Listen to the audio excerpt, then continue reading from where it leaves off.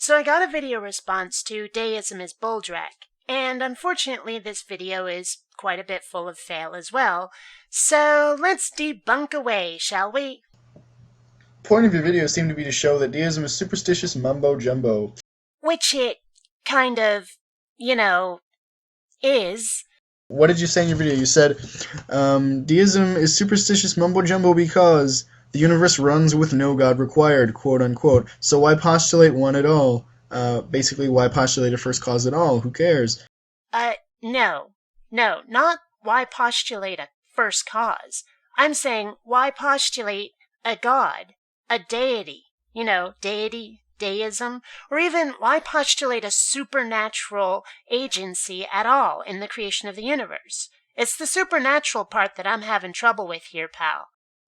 These are all good questions. In the end, you came to the conclusion that an imaginary theistic God who was supposedly involved in the world would be better than a deistic God who left no mark on the universe and then just buggered off. Wrong, wrongity, wrong, McWrongerson. That's not what I said at all. Tell you what, let me play the actual sound clip for you, and then I'll dissect it. At least theism claims God has interacted with the world and is thus knowable. Their arguments still fail, but at least they're making claims which fall within the scope of human perception. What I was saying in that clip is not that theism is better than deism. What I was saying was that at least theism claims that their God has interacted with the world and is thus falsifiable, debunkable, by science. After all, we can check the effect that they claim was God's doing and see if it really was, or if it was some natural process that they mistook for God. But the deist seems to like to keep their God out of reach, undebunkable, untouchable, in fact. And that, to me, sounds kind of like cheating and like wishful thinking. I'm reminded of a book that I picked up at the library the other day. I didn't actually check it out, but I was at the library and I saw it and I was like, hey, this is interesting. I'm open to new ideas. It was called Atheism Explained. I opened it up, and really on the very first sentence really showed me how really dang incompetent the author is. I don't know how he got away with this, but the first sentence of the book, I suppose it wouldn't have been a big deal if it was later in the book, but just without explaining himself, the first sentence of the book was, all newborn babies are atheists. Well, exactly which God do newborn babies believe in? That's really nonsense. If anything, newborn babies are agnostics. No, they aren't. They can't be. To be an agnostic, you have to be uncertain whether you believe in God or not, which necessitates knowing about the God concept, which newborn babies don't. I don't even know if you could call them that, though, because they're not really familiar with the concept of God at all. Which would make them atheists. If you're unfamiliar with the God concept, you don't believe in the God concept. Therefore, you are not a theist. Therefore, you are an atheist. Get it? They're atheists. And I'll show you why. I made a chart here. This is just a sort of a scale of the belief in God's existence. In the center, you have the 0. And this is where you further compound your error, because you're equating atheism with active disbelief. But that's not the way it works. A theist is someone who does believe, an atheist is someone who does not believe, no matter how they don't believe. They can actively disbelieve, they can be ignorant of the concept and not believe, but whatever their reason, atheists are simply non-believers, not disbelievers, not unbelievers. That's the problem with your scale. The closer you get to the center on either side, that's weaker belief. And the closer you get to the edges, those are stronger beliefs. And in fact, the end of each side of the scale, that represents people who claim knowledge. And I only played this bit to prove to people that I'm not taking your ass out of context. That really is what you meant. Really, the important thing for you to notice is that the people who really have no belief in about God's existence are the agnostics. And that's another thing that's wrong with your scale. You see, it's possible to be an agnostic and an atheist at the same time. An agnostic is someone who claims to be uncertain. An atheist is someone who claims not to believe in God.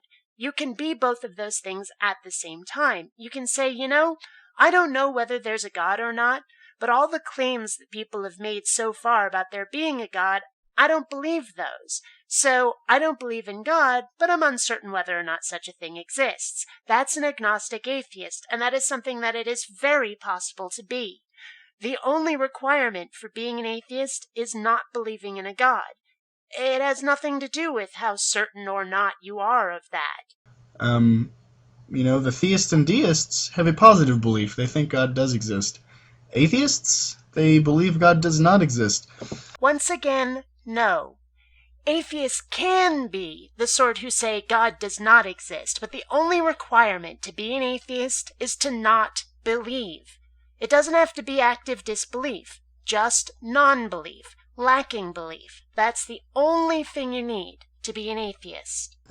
That's why your video is sort of offensive to me, because you're saying that, deism is superstitious mumbo-jumbo because it's a belief without any evidence behind it, when really atheism is just as much of a belief with no more evidence behind it. Well, I think you know what my response is going to be by now, namely a big fat honkin' nuh-uh, because it's true. I mean, alright, granted, atheism, active atheism, the kind that you want atheism to be, the no there is no God, for that to be real, you're right, okay? That's a belief as much as anything else. However, if no one ever postulated a God, if that was never brought up, everyone would be an atheist, because no one would believe in God, and that's the only thing it takes to be an atheist, once again. But people have postulated a God, and if we defeat that God, if we say that God doesn't exist, your idea, your description of that God fails, then everyone goes right back to being an atheist again, unless they stick to the belief anyway. Because that's the only requirement to being an atheist, is not believing in God. It doesn't have to be, there is no God and we can prove it. How many times do I have to say that before it sinks in? I'm not really asking you why you go to the negative end of the scale, why you're an atheist, what function your atheism has, because that's nonsense. And in fact, every time atheists are asked that, they get sort of offended by it, so...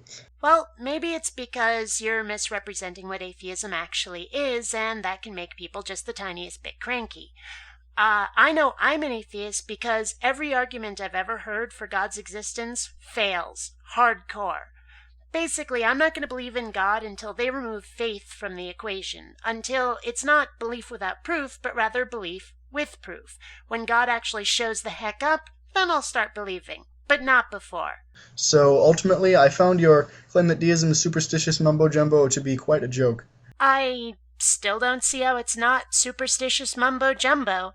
I mean, basically what the deist is saying is, Magic Man done it, then went away. Whereas the theist is saying, Magic Man done it, and he still messes around with us once in a while. Where's the difference in the superstition? Not seeing it. Bye for now. Yeah, May the force be with you. Bye-bye.